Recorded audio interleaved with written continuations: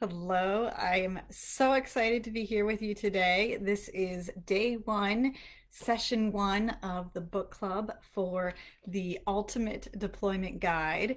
So, welcome. It is so great to see you, and it is so great to begin this deployment journey with you. Now, I know some people in the group are at the very early stages of deployment where you're still preparing and your service member hasn't left yet. And then we have others who have already started. Their service member has been gone for a while. Maybe you're right in the middle of your deployment, and that's fine. Either way, I am here to support you. I am here to encourage you on this journey. And no matter what stage you're in, there is something that we can do to support each other and get a lot out of it. So, welcome. Thanks so much for tuning in. And for those who have to watch this on the replay, you know what? That is totally okay. I know that people are in different time zones, different parts of the world. So, these videos will remain up in the group. And if you're watching it after the fact, that's totally fine. Feel free to leave your comments and your questions at the bottom, just like you would as a live video, and I will respond to them when I am able. So, let me tell you a little bit about myself. My name is Lizanne Lightfoot, and you might also know me as the Seasoned Spouse. That's the name I've been using on my blog for several years now. I've been writing exclusively for the military community, focusing especially on deployment challenges and issues. It is definitely a passion of mine, and that's why I started this book club for you. I am a military spouse, of course. I'm married to a Marine. We've been married about 14 years now, but we dated for a ridiculously long time, which is a whole story in and of itself. So we've been together for 21 years, and we now have 5 kids. I think we have moved about 6 times, and we have been through 7 deployments together. So I'd love to get some feedback from you and hear from you, what number deployment this is for you and or your service member. Um, if you have kids or pets at home, go ahead and tell me their ages or how many you have. And I'm interested to hear about the number of PCS moves and deployments for you as well. So those are my, military numbers on my resume.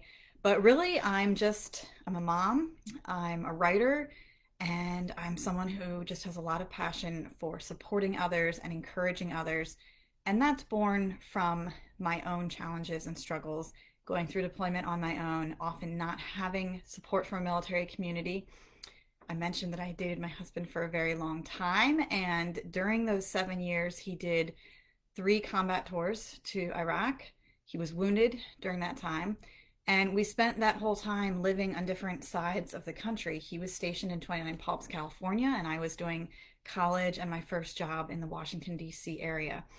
So, a lot of struggles, a lot of challenges, and I realized in later deployments after we were married, after we had learned what a family readiness group was, that there are resources out there, but the military is not great at sharing resources and getting them to family members. So a lot of people fall through the cracks, especially our National Guard and Reserve families who don't physically live at a base and are just scattered across the country.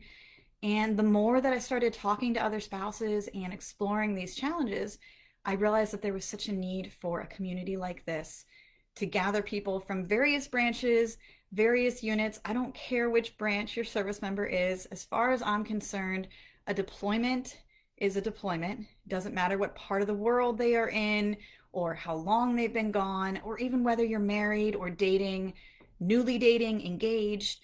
The way I see it, gone is gone. And every one of us misses our service member when they're gone. You don't miss them more when you're married and less when you're dating and things like that. So we all go through these same challenges, these same struggles. And regardless of where you live, what branch you're with, how long you've been together, I think we all have some shared experiences and the ability to build each other up and encourage each other. So thank you for those who are chiming in on the comments and sharing some of your experiences. It's so great to meet you and to finally interact with the group.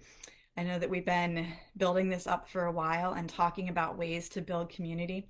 So let's keep it going in the comments. I want to hear a little bit about you and your family and what deployment number you're on. and what stage of deployment that you are in. Because our topic for today, that we will get to in just a moment, is the cycle of deployment. And this is in, of course, the Ultimate Deployment Guide. This is the book that we're going to be studying throughout the month. And page 8 talks about the various ups and downs of deployment. So before we get into that discussion, I do want to hear what stage you're in, whether you're still getting ready and your service member is at home, or whether you've done this multiple times before, and also if you're in the middle of deployment and you're struggling with those mid-deployment issues. Because something that I have learned that I wish someone would have told me much earlier in my military journey was that deployment comes in stages, and every stage is different, and every stage has a different type of challenge. And so every single time my husband leaves, he's done this 7 times. I'm supposed to be experienced. I'm supposed to know what to expect at this point, right? But every time he leaves, that pre-deployment stage catches me by surprise. And so I will tell you a quick story about deployment number 6 for him. Now, this was his first non-combat deployment, so I was excited about that. It was finally to a safe part of the world, and I didn't have to worry about him being shot at because he's Marine Corps infantry, so that was a legitimate concern on his other deployments. But deployment number 6 was supposed to be an easy one, right? And it was on a ship, and he was just, doing a cruise for a few months. So I was not thinking that it was going to be very difficult. I had 4 children at the time, so I was anticipating all the challenges of being home alone with them. But I totally forgot about the emotional turmoil of that pre-deployment stage and the amount of stress in that pre-deployment stage. And so I confess that in the time leading up to his 6th deployment, when I was supposed to know what I was doing, and I had already been through it as a wife, and I'd already been through it with little kids, it doesn't get easier. And those darn cycles of deployment are going to bring you the same challenges every time, no matter how many times you have faced them. And it wasn't until I was talking to some other spouses in our unit that they kind of connected the dots for me and reminded me, you know what? This is that pre-deployment stressful stage. And it's not going to be like this the entire deployment. I wish someone had told me that earlier, before some of his other deployments, that pre-deployment is its own unique stage, and the way that you handle that pre-deployment stage has almost nothing to do with how you're going to handle the rest of the deployment. So I know I found myself getting caught in that cycle of negative thinking that, my goodness, we're so stressed out right now. I'm so exhausted and busy and frustrated, and he hasn't even left yet. How in the world am I going to handle 6 or 7 months of this? And so the secret is that it isn't 6 or 7 months of this. This is a short-term pre-deployment mess, and it's a mess for almost everyone. So if you are in that messy stage right now and you're thinking that it's just overwhelming and you're crying all the time and you're just feeling unprepared and not sure how to face this deployment ahead of you, I promise you that that is not how the rest of your deployment is going to go. And for me and for a lot of other spouses that I've spoken with, a lot of people say that there's almost a sense of, dare I say, relief, or at least a shift in emotions when they finally leave, because there is so much stress and so much to do building up to the deployment. You both get mad at each other. You both get overwhelmed. You're both tired and running in 10 different directions, and your relationship seems very shaky and very frustrated. And then once they leave, you can finally focus again. You can start that countdown. You can get into a routine. You can clean up the house and tuck away some of their things that they've thrown all over the floor.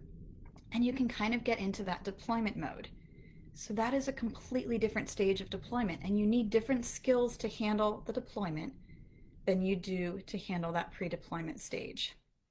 So I see in our comments we have a few people going through deployment number 2, and then we also have a very first deployment, and it looks like pre-deployment stage for a couple of you. So my heart really does go out to you because I feel like that pre-deployment stage sometimes is so much harder than the deployment itself. So that's why I think it's so important to talk about these deployment cycles and these different stages of deployment. It really helps you get a grasp on what you're going through, and it helps you realize that these stages are not permanent. This is a temporary time, this is a temporary cycle that you are in, and it's not going to be like this forever. So if you're feeling overwhelmed and frustrated and stressed out right now, that's okay. I know it's not fun, I know it's not easy, but it is okay and it is completely normal. And a lot of people have questions about their relationship in this stage. And they say, if we are fighting all the time, if we are just yelling about everything right now, is it going to be like this for the whole deployment? And most of the time, the answer is no. This is not what your whole deployment is going to be about. This is both of you being very overwhelmed with stress and facing in two opposite directions. The service member is completely focused on what they need to do, their tasks, their gear, their packing, all of their requirements. And you, as the spouse or the significant other, you are focused on what you need to do at home, with your classes, with your job, with your kids. So you are looking in two different directions. Of course, your relationship is not going to be on the same page. You're focusing on different priorities right now. And sometimes those struggles do continue through deployment, but the dynamic is different, the emotions are different, and really it's a whole different ballgame. So I just want to be here to share that secret with you. I think if someone had told me that earlier in my military spouse life, it would have explained so many things and helped make so much sense of all that stress and all that worry that builds up in the pre-deployment stage. So let's together turn to page 8 in the Ultimate Deployment Guide. And page 8 focuses on this exact topic, the cycle of deployment. So a few of you in the comments have already told me which stage you're in, and that's great that you can kind of identify what's happening internally to prepare for this deployment. In the pre-deployment stage, there's going to be a lot of stress as you worry about deployment and your to-do lists and the tasks that your service member has to do. And a lot of people feel a desire for the service member to leave so that they can get it over with sooner. You know that feeling of just ripping off the Band-Aid and getting over with it? You just want to start that countdown already. This stage is miserable. It's stressful. It's not fun. And if you could just skip the pre-deployment stage and start the deployment already, then at least we'd be making some progress, right? We'd be working towards that homecoming. So the pre-deployment stage, I know here it's just summarized in 2 sentences, and there's so much more to be said about it. And that's why I have a whole deployment masterclass. We have an hour-long video discussing this exact topic with milspouse Corey Weathers. She is a professional clinical, I just forgot her professional title, but she is a professional, and I interviewed her for a full hour on this topic of the pre-deployment stage and communication breakdowns that usually happen between the spouse and the service member. And she had so many insightful, helpful things to say. She's the one that pointed out to me the fact that you're both looking in 2 different directions and focused on different priorities. And that's why it doesn't feel like you're on the same page getting ready for a deployment. The things that are important to you that you want to focus on, maybe you want to get meals put into the freezer so you have something quick and healthy and easy to grab. Maybe you want to take family pictures because they're going to be gone for a long time and it'd be great to capture this moment. Maybe you want to get some things repaired around the house because you're worried you won't be able to do them on your own. Well, unfortunately, those things that are really important and valuable to you are not important to your service member at this moment. And I'm not saying that the service member gives them, a free pass to skip those responsibilities and write them off. But I'm just saying the reason that you're not seeing eye to eye is because they are focused on their own priorities, their training schedule, packing their gear, making sure that all of their lists are checked off. And they don't want to be thinking about family pictures and repairing things around the house and dealing with car maintenance. That's not a priority to them. And until we gently and lovingly explain why it's so important to us, they're not going to be able to see it from our perspective. So Corey Weathers had incredibly helpful and good conversational topics that she discusses in the Deployment Masterclass. I'll talk more about that later and explain it later, but it is a separate program. It's available on my website, and it includes 12 hours of video interviews, video trainings that go really in depth to some of these deployment topics. And pre-deployment was one that I made sure we covered in depth and discussed because I hear so many questions about it all the time. So that's why this pre-deployment stage is difficult. But again, it's not forever. Okay, it's a cycle of deployment. And after the pre-deployment stage, finally the deployment begins. And then you can begin a whole different set of challenges that come with the during deployment stage. So during deployment, on the next block, it's totally normal to have good days and bad days. No one is saying that if you're good at deployments that you're going to be good at them every single day. Okay, I call myself the seasoned spouse, and I've had plenty of bad days during deployment, even deployment number 7 when I was experienced, when I had been through this before. Still had some good days and bad days. So don't think that there's anything wrong with you when you experience that. A lot of people report that they feel guilt for enjoying time or activities with their friends. And this can be on either side. Sometimes it's guilt on the spouse and significant other side, and sometimes it's jealousy, because the reality is that our deployment experiences are different. So sometimes when my service member was in very harsh conditions, when he was in those combat deployments and sleeping in the sand and not having adequate food or gear and really just struggling with essentials, of course I felt bad for him. Of course I felt guilty if I was invited to a girls' night or if I was having fun with some friends and enjoying a glass of wine. I would think about him and realize that he's in these miserable conditions fighting for his life. How dare I have fun and enjoy myself and have friends and have good food and go to a restaurant? So it was really hard to enjoy some of those moments sometimes because my experience was in such contrast to his experience. But I can tell you that I've also witnessed the flip side because not all of our service members are in combat zones and sleeping in the desert. And it can be equally stressful in a different way when your service member is in very cushy deployment conditions and maybe they have a lot of downtime. Maybe they're playing a lot of video games.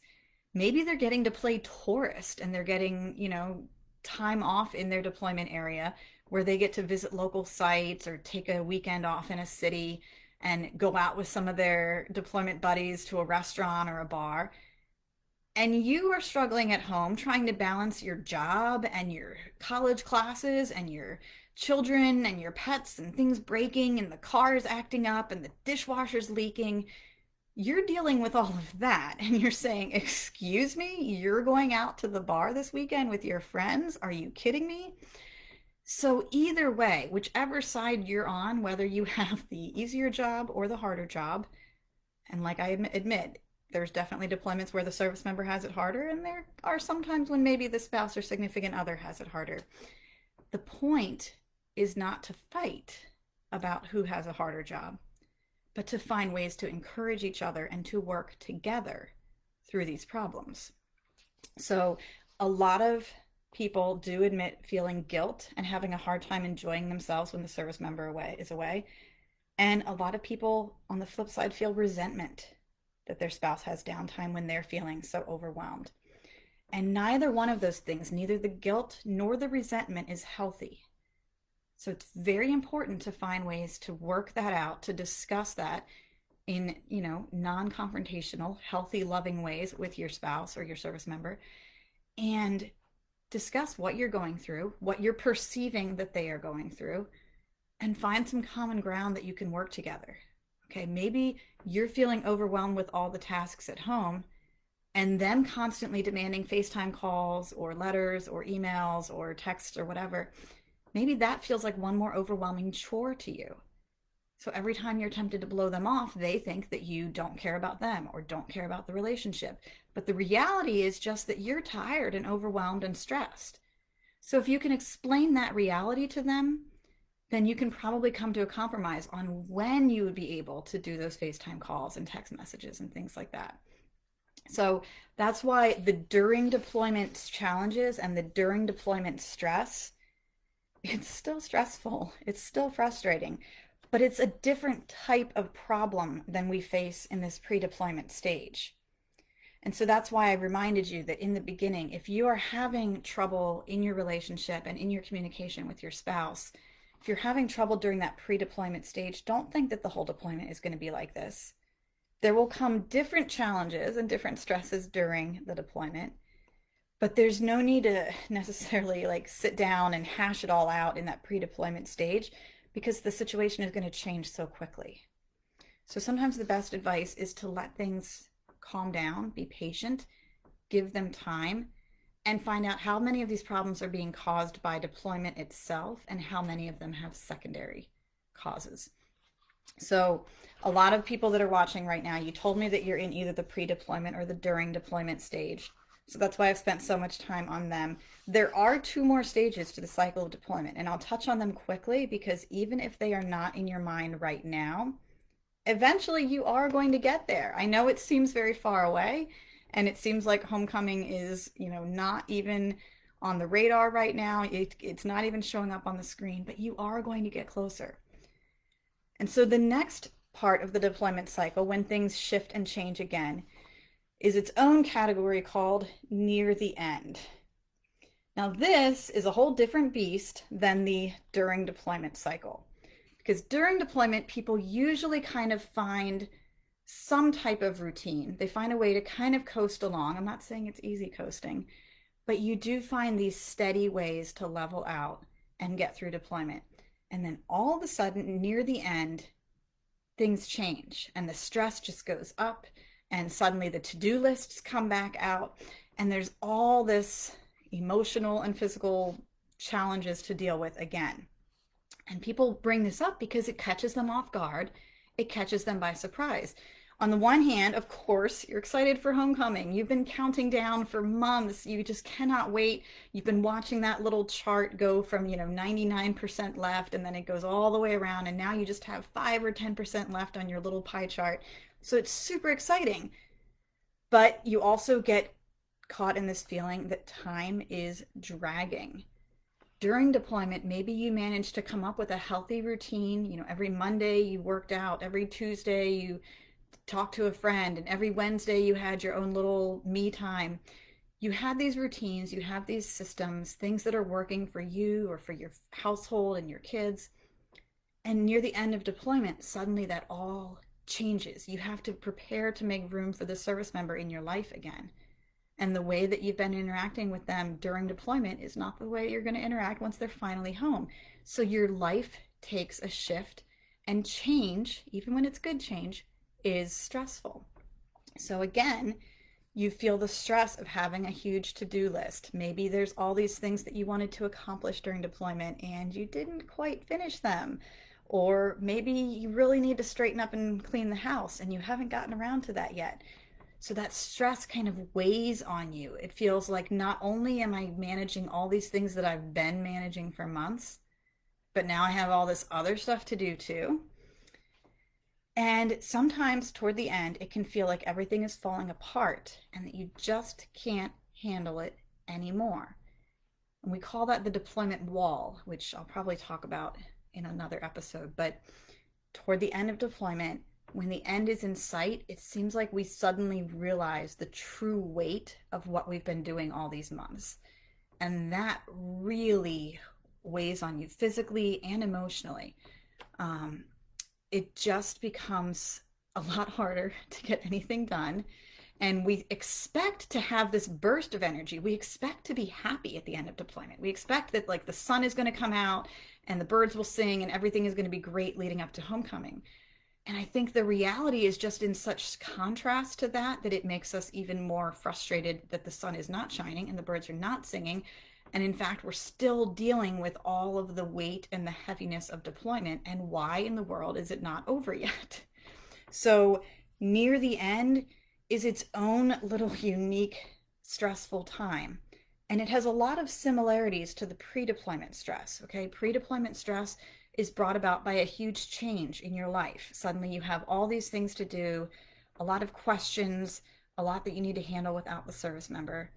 And then deployment comes and you kind of figure out how to manage things. And then suddenly near the end of deployment, the stress level increases again. So those two time periods, expect to see a lot of similarities.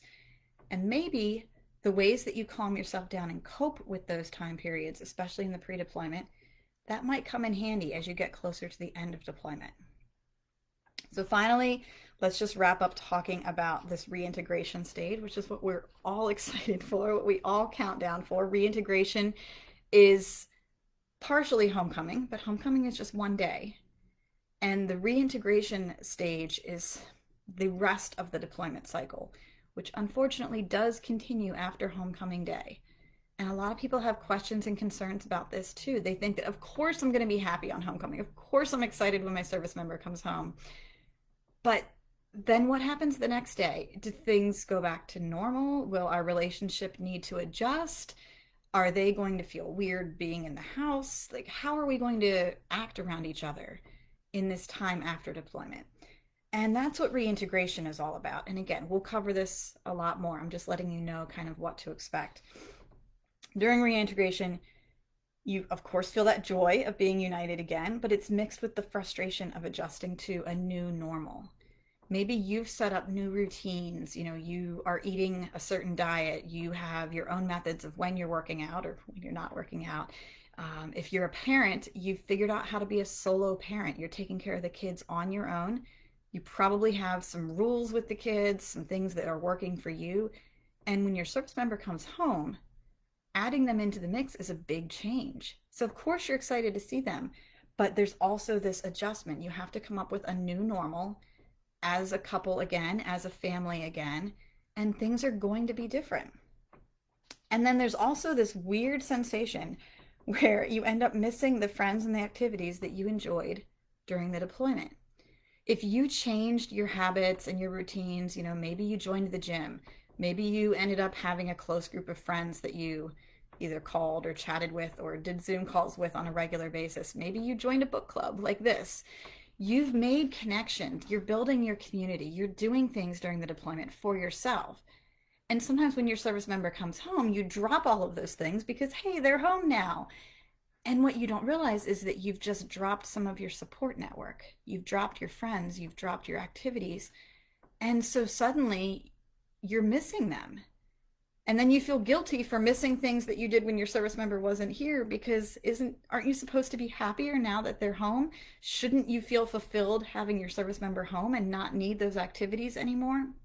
So there's this incredible struggle during the reintegration period where people feel guilty. They feel like I should feel fulfilled having my partner home, but I'm not. I'm feeling like I'm missing friends, and kind of wish that I could do those girls' nights again, or I wish that I could be as close as I was with people during deployment because now it's just me sitting at home and my service member just wants to play video games all the time.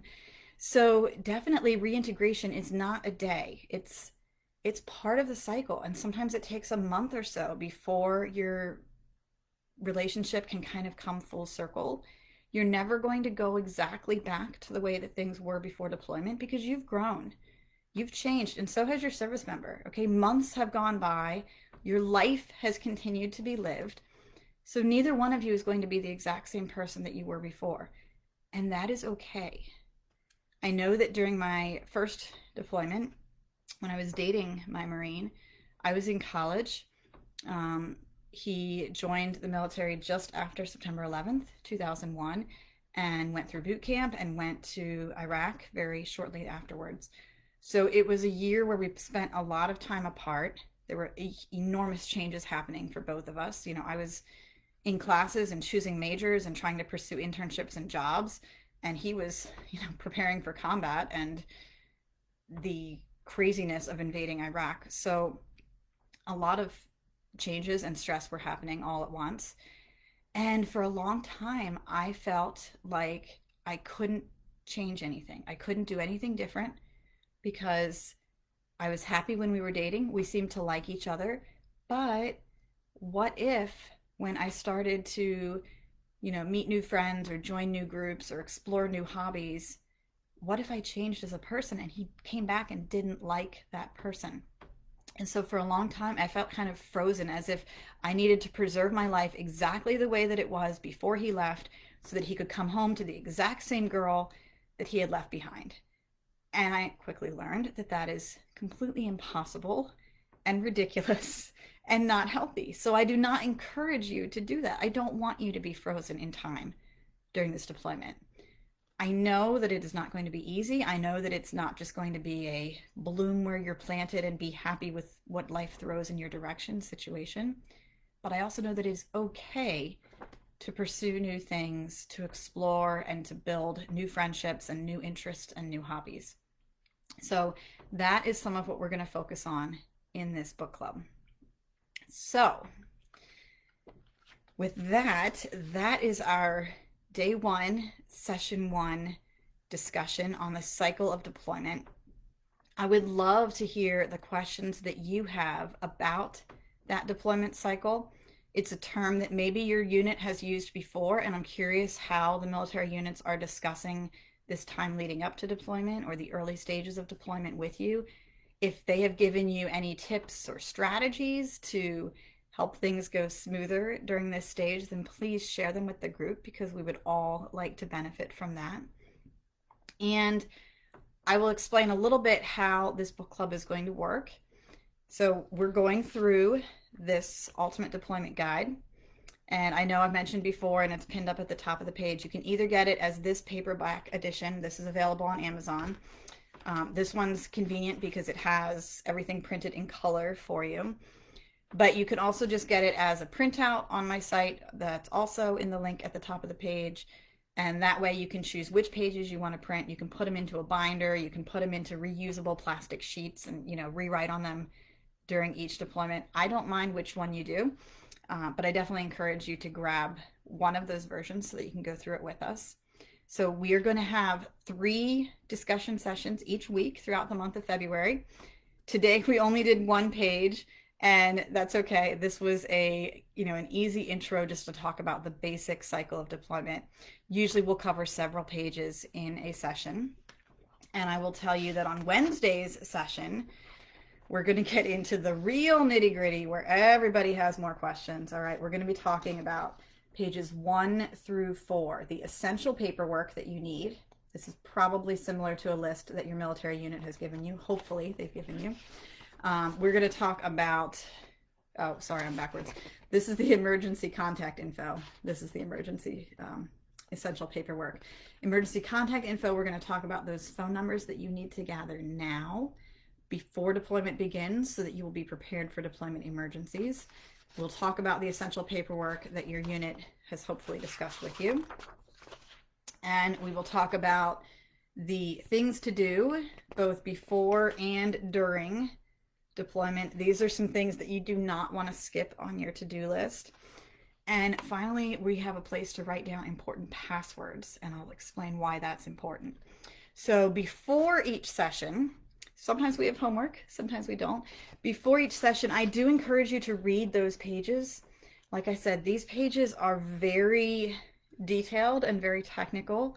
And these first few pages at the beginning of the book, I know they're intimidating. I know there's quite a lot of information there.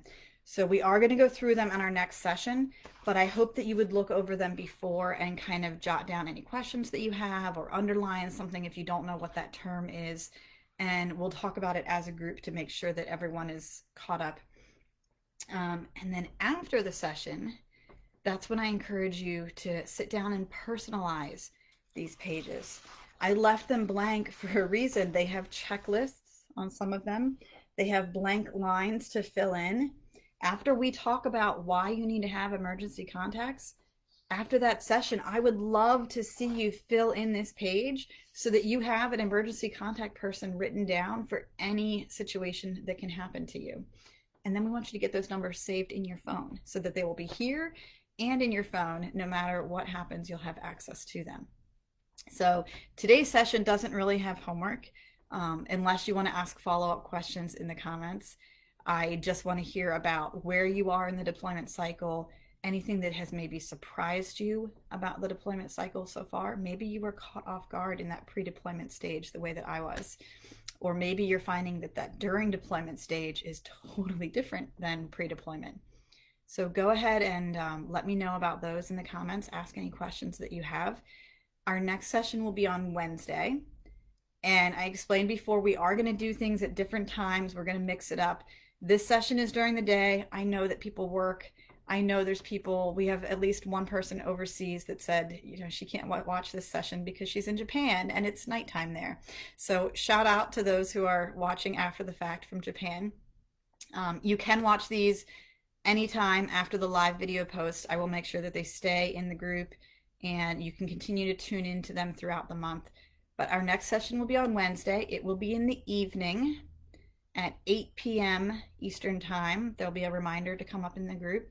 And that's when we will discuss all these details from pages 1 through 4, the emergency contacts, the essential paperwork, things to do before and after deployment, and important passwords. So your only homework for today is to go ahead and look over those first 4 pages and jot down questions that you have or any terms that you are not familiar with. And we will discuss all of that in our session on Wednesday. So I am super excited to be here with you going through the Ultimate Deployment Guide. So nice to meet you. Today we met Nicole and Charlotte and Tony. So shout out to all of you. Thank you so much for tuning in. Like I said, feel free to ask any questions in the comments afterwards, and I'll be responding to those throughout the month. So great to meet you. Again, I'm Lizanne, the seasoned spouse, and I will see you on Wednesday.